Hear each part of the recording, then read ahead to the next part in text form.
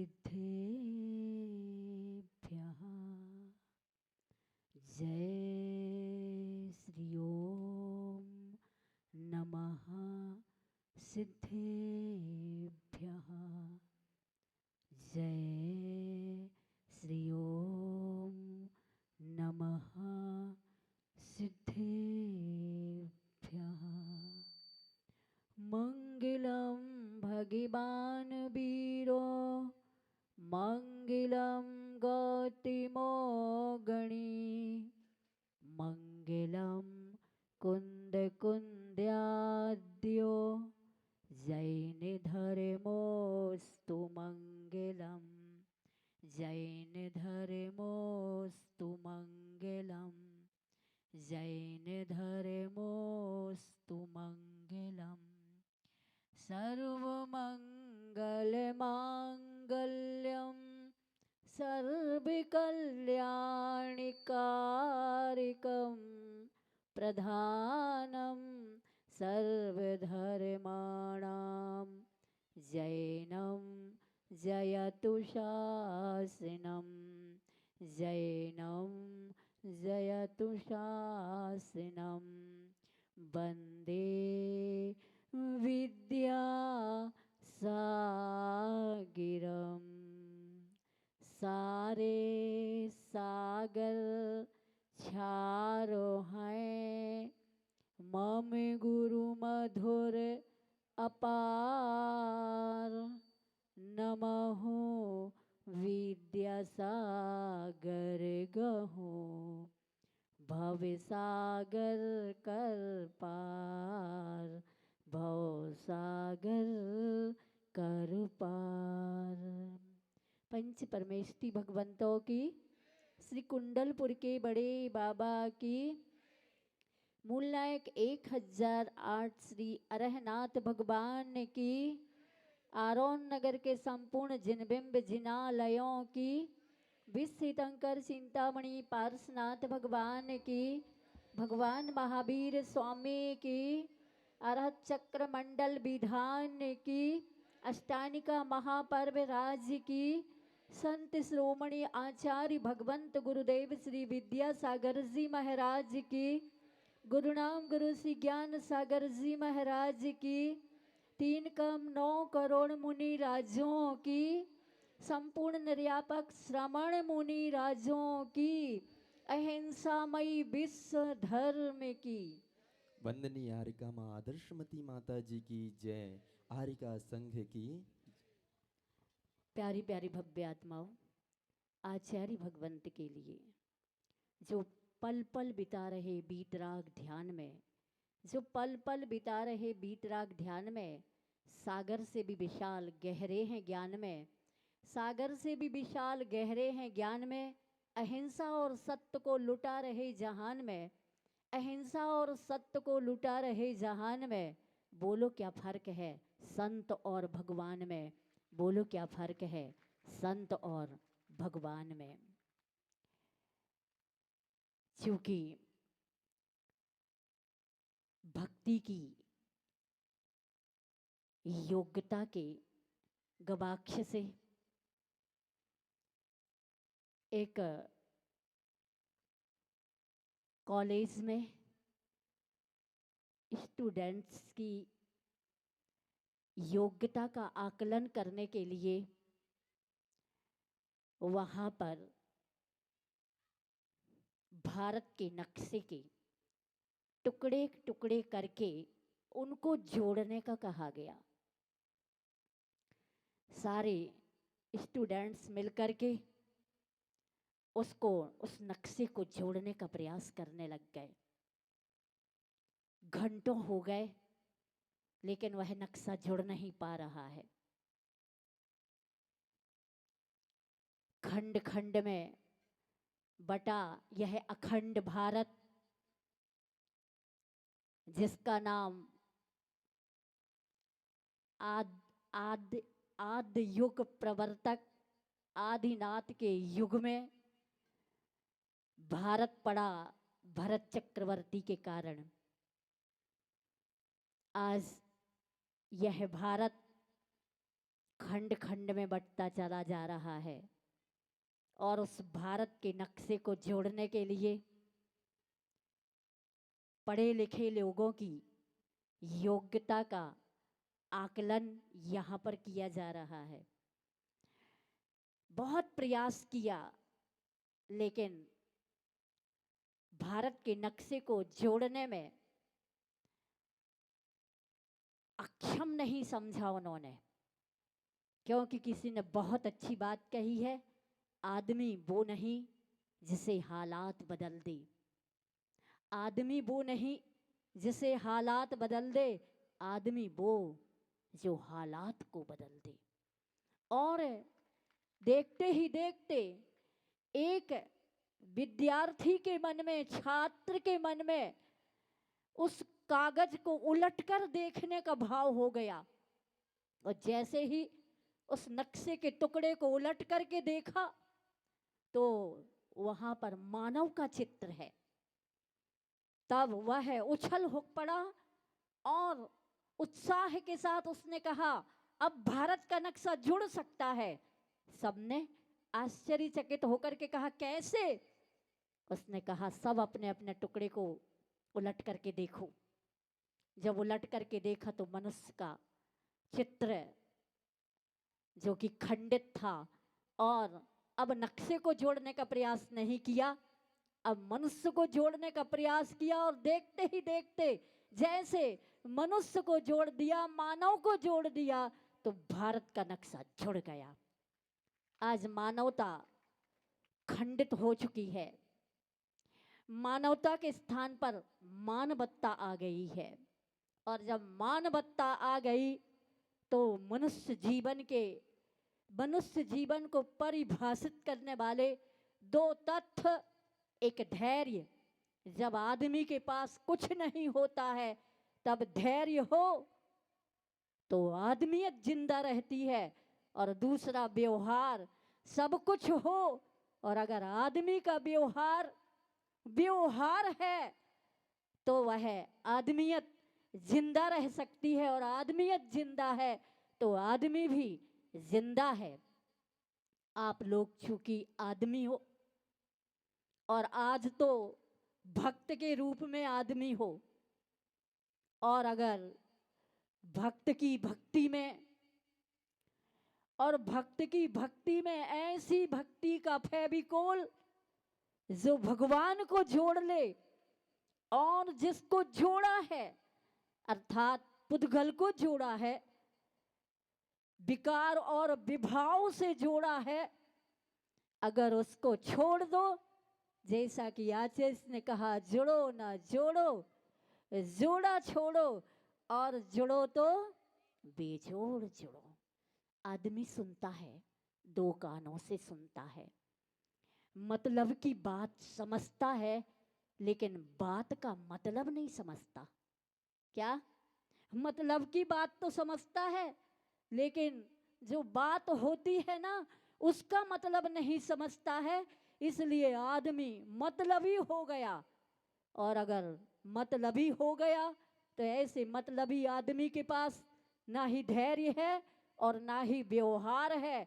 तो आज की भक्ति, ये जो अरहत चक्र मंडल विधान में आप सबको यही कहा जा रहा है कि यह भारत वह भारत है जहाँ पर की चेतना, जो कि हमारी खंड खंड पर्यायों में, विभाव पर्यायों में, व्यग्रता मन की, वचन की और काय की जब होती है तो संघर्ष होता है, और संघर्ष जहाँ होता है वहाँ संसार का विकास होता है, संसार बढ़ता जाता है, और संसार का परिभ्रमण बढ़ता चला जाता है।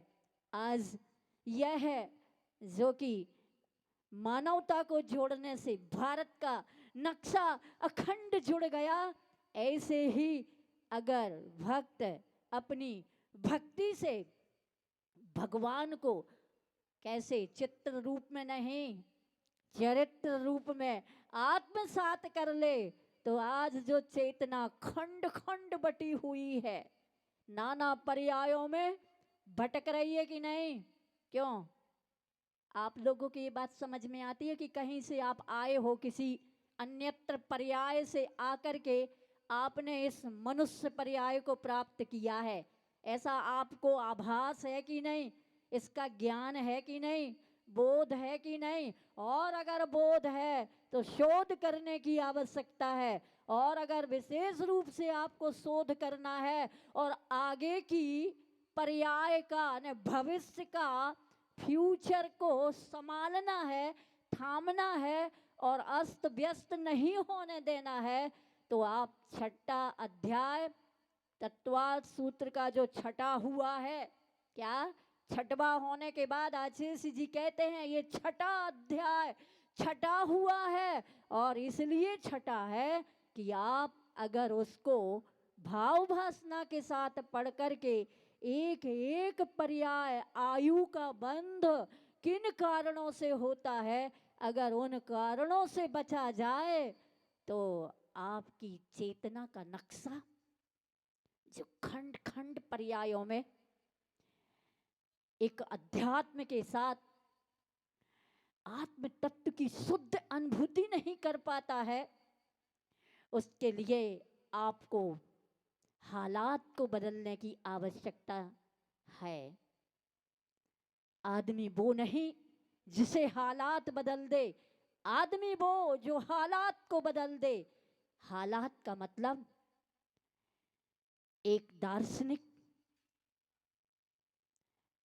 जीवन दर्शन के विषय में लोगों को समझाने के लिए वह एक आरोन जैसे गांव में पहुंचा। आरोन गांव नहीं नगर है ना, क्यों? ये गांव है। जो कुछ कहना हो माता जी कह दो, बात जल्दी जल्दी करो। उसने कहा कि मैं आपको जीवन दर्शन के विषय में अवश्य बताऊंगा, लेकिन उसके पहले मैं कुछ पूछना चाहता हूं। मेरे पास 2000 रुपए का नोट है और मैं आ रहा था ना तुम्हारे गांव, तब मुझे रास्ते में पड़ा हुआ मिला। क्योंकि मैं तो दार्शनिक हूं और समझता हूं, क्योंकि जिंदगी का तथ्य मेरे पास है, तथ्य भी है और तत्व भी है, और तत्व का तथ्य तत्व पथ है ग्रहिया, यानी जो दार्शनिक से दर्शन प्रतिमाधारी वह तत्व पथ का ग्रहण करने वाला होता है। पंच परमेष्टि की शरण लेने के उपरांत सम्यक दर्शन प्राप्त हो गया तो तत्व पथ का ग्रहण करने वाला भी होता है। इसलिए पर मैं ये 2000 का नोट मैं सोच रहा हूं आप सबको आपको दे दूं। इस 2000 के नोट को कौन कौन पाना चाहता है? ऊपर हाथ उठाए। उस गांव के जितने भी लोग इकट्ठे हुए थे सबने ऊपर हाथ उठा दिया कि यह 2000 का नोट मैं चाहता हूं। उन्होंने कहा ठीक। उस नोट को 2000 के नोट को इस प्रकार से करके मोड़ दिया। वह अपनी अच्छी स्थिति में था, अब वह झुर्रियों की स्थिति में आ गया, टेढ़ा मेढ़ा गुड़िया गया, क्या कहते आप, मुड़ गया, ऐसी स्थिति में आ गया। कहा अब कौन पाना चाहता है? तब भी सब लोगों ने ऊपर हाथ उठाया कि अब भी हम पाना चाहते हैं।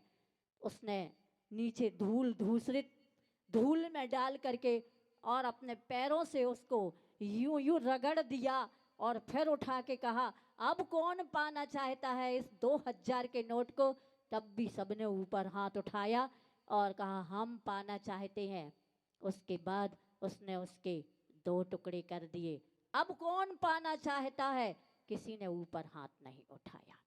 उसने कहा यही जीवन का दर्शन आज मैं आपको बताने आया हूं कि आपकी जिंदगी में परिस्थितियां, आपकी जिंदगी में अच्छी और बुरी परिस्थितियां घटित होती रहती हैं। कभी धूप तो कभी छांव, कभी सुख तो कभी दुख, तो कभी तन दुखी तो कभी मन दुखी, तो कभी धन दुखी। इन परिस्थितियों में आप क्या मूल्यांकन कम नहीं होता? आप अगर धैर्य रखें तो आपका मूल्यांकन बराबर बरकरार है। इसलिए आप घबराए ना। जैसे कि हमने उस 2000 के नोट को मोड़ा और उसको अनेक मोड़ में बदल दिया, फिर भी उसकी कीमत कम नहीं हुई। सबने ऊपर हाथ उठाया। हमने जब उस नोट को धूल में धूसरित कर दिया और कुचल दिया, तब भी उसकी कीमत कम नहीं हुई। तुम सबने ऊपर हाथ उठाया।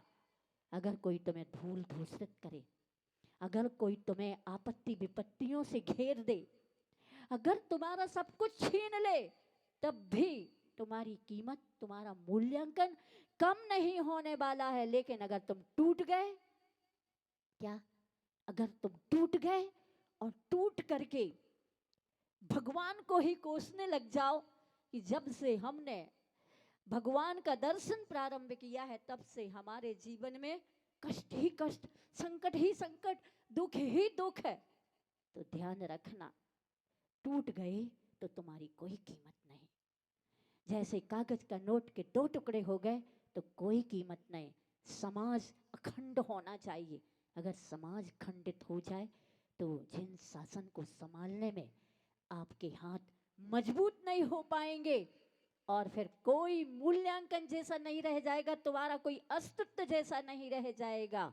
और अगर परिवार टूट गया तो वह परिवार की अखंडता, एकता, जिस अखंडता और एकता में प्रेम का हाथ होता है, अगर वो प्रेम स्वार्थ में बदल गया, अगर वह प्रेम मतलब में बदल गया, अगर वह प्रेम लोभ और लालच के कारण दिल में दीवार खड़ी कर गया, तो वह प्रेम प्रेम नहीं है। इसलिए जीवन के तत्व को जो परिभाषित जीवन को ही करने वाले हैं, वह धैर्य। जहाँ सब कुछ भी पास में ना हो, तब धैर्य रखो। जब हम भक्ति के इतिहास में भक्ति के पृष्ठों को पढ़ते हैं, इतिहास के पन्नों में इतिहास को पढ़ते हैं, चाहे वो सीता हो, चाहे वो अंजना हो, चाहे वो चंदनबाला हो, चाहे वो सोमा सती हो, कोई भी हो, जिनके पास कुछ भी शेष नहीं रहा, सीता सती, अंजना सती, सोमा सती, इनकी परीक्षा और इनकी कथाओं को पढ़ो, इनके जीवन वृत्त को पढ़ो। सोमा का विवाह ऐसे घर में हो गया जहां पर कि जैनत्व नहीं था, जैन धर्म की कोई भी विधि विधान नहीं था। जैन के जो पहचान के 3 लक्षण है ना, दिन में भोजन, देव दर्शन और छान के पानी, ये तीनों उनके पास नहीं थे उस घर में।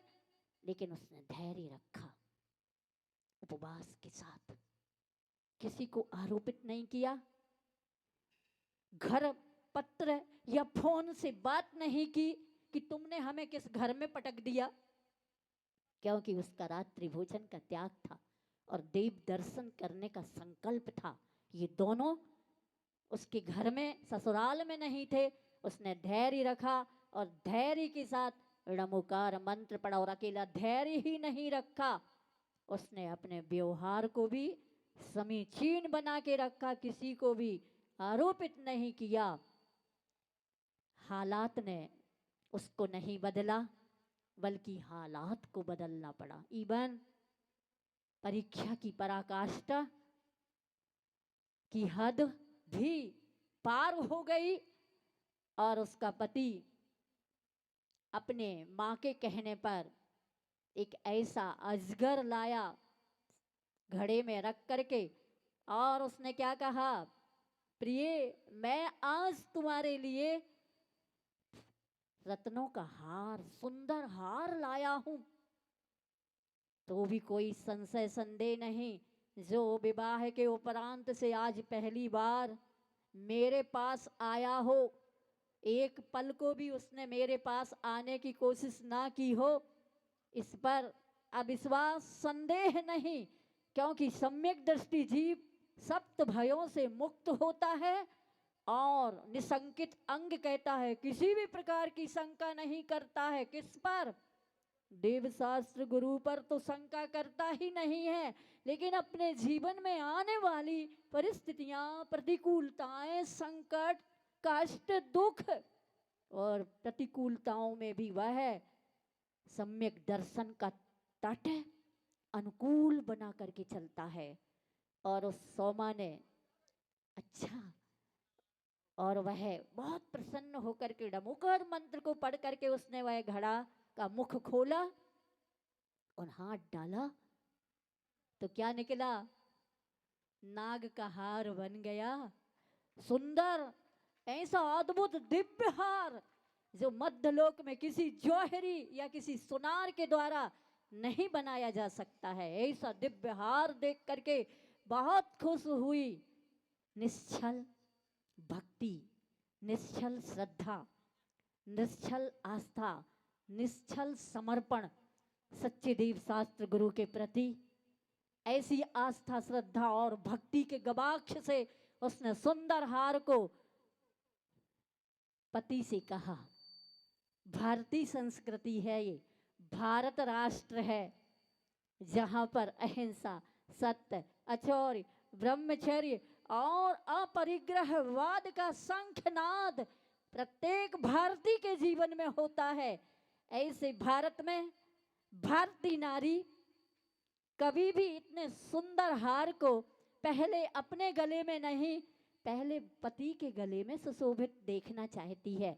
और पति तो विस्मित आंखों से फटी की फटी आंखें रह गईं कि मैं तो नाग लाया था और ये क्या करिश्मा, ये क्या चमत्कार, ये कौन सा जादू टोना, ये जादूगरनी आई है मेरे घर में।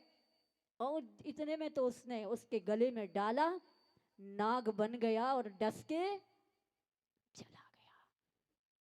सोमा तो ये सब देख करके रह गई, ये सब क्या? उसकी सास ने आकर के उसको बहुत भला भरा, भला खोटा खरा सब कुछ कह डाला।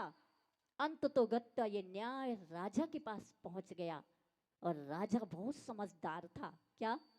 राजा मतलबी बातों में नहीं, बात का मतलब समझता था। और उसने उसकी सासू को सुना। उसकी सासू को सुनने के बाद कहा, सोमा तू कुछ कहना चाहती है? अगर आपका आदेश हो, तुम्हें जो कुछ हुआ वो बताना चाहती हूँ। और जैसे ही उसके साथ ये आए, आज ही आए, मैंने कुछ भी नहीं विकल्प हुआ। नहीं, सहज में इन्होंने कहा घड़ा लाए और उसने कहा कि सुंदर हार लाया हूँ तुम्हारे लिए। तो मैंने नमोकार मंत्र की श्रद्धा के साथ उस हार को घड़े में से निकाला। ये हार निकला। मैंने सोचा भारतीय संस्कृति की नारी अपने पति को आगे करके चलती है और पति के पीछे पीछे उनका अनुकरण करती है। तो पहले मैंने सोचा इतना सुंदर हार अपने पति के गले में देखना चाहती हूँ कैसा लगता है। और मैंने जैसे ही यह हार उनके गले में डाला कि वह नाग बन गया और डस के चला गया। राजा समझ गया दाल में कुछ काला है। उसने कहा, जितने भी यहाँ पर नाग को पालने वाले कौन कहलाते? सपेरे हैं। जितने भी सपेरे हैं सबको बुलाया जाए। सबको बुलाया गया। किसके द्वारा? किसी के द्वारा अगर आप लोगों ने किसी को नाग बेचा हो तो कहो। कोई नहीं कहने को तैयार, सब भयभीत हो गए। मैं अभय दान देता हूँ, बोलो।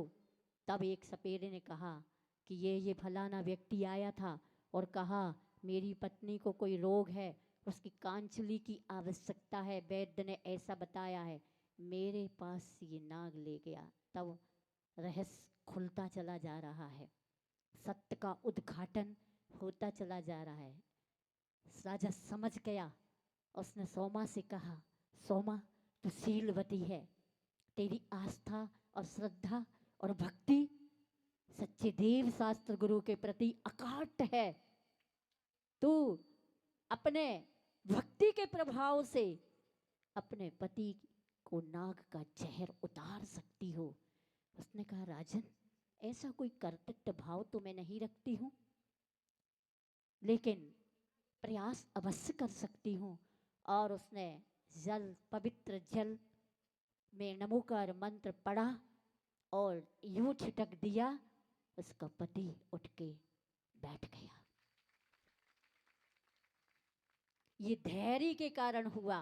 जब कोई भी पास में ना हो, कुछ भी पास में ना हो, तब जीवन तथ्य धैर्य, दो तथ्य अर्थात एक तथ्य परिभाषित कर सकता है धैर्य। और सोमा के धैर्य ने सम्यक दर्शन को हिलने नहीं दिया, और ऐसे सम्यक दर्शन को जब हिलने नहीं दिया तो उसके बाद सुनो, जब रहस्य खुल गया तो सोमा ने राजा से कहा ये सब क्षमा के पात्र हैं।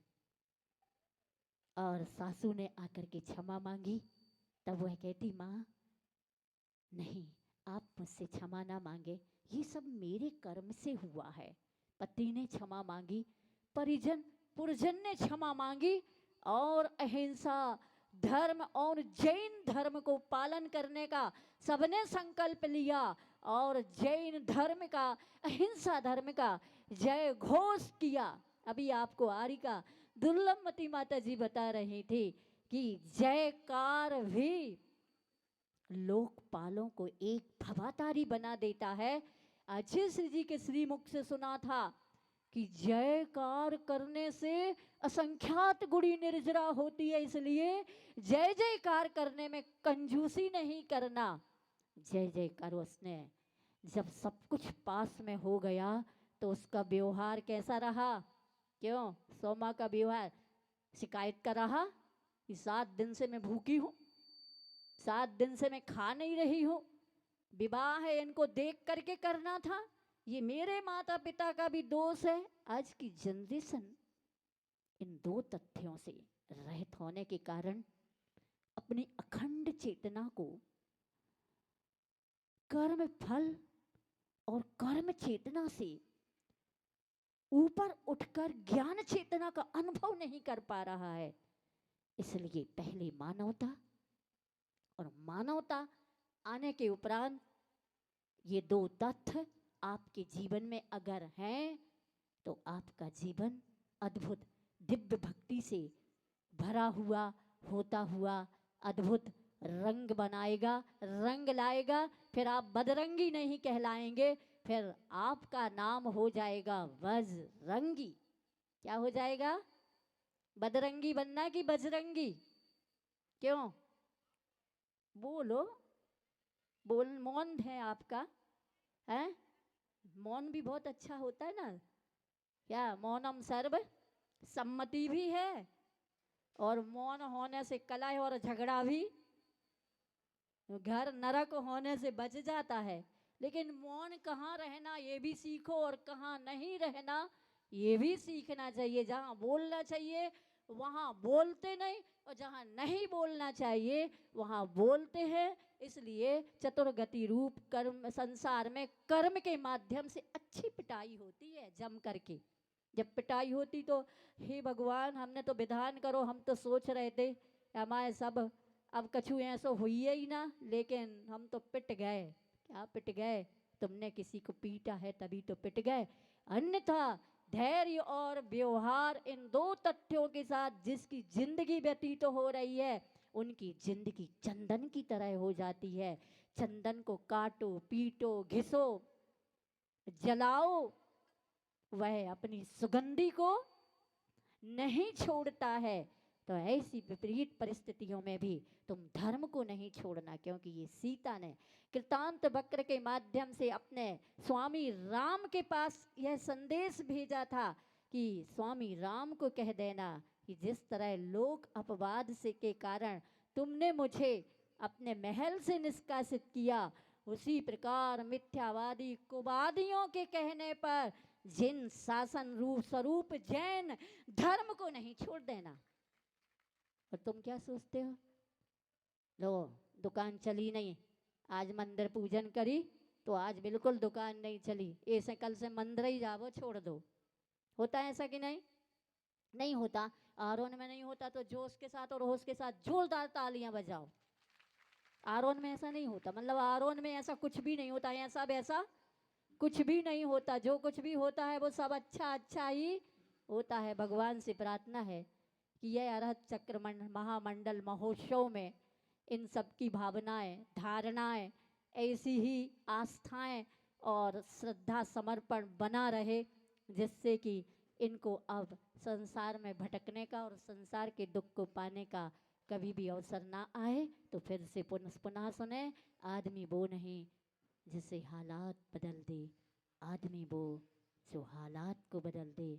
और उस दार्शनिक ने जो जीवन दर्शन का वर्णन किया, बताया, बस इसी से आप अपने अद्भुत जीवन का अनुभव कर सकते हो सुख और शांति के साथ।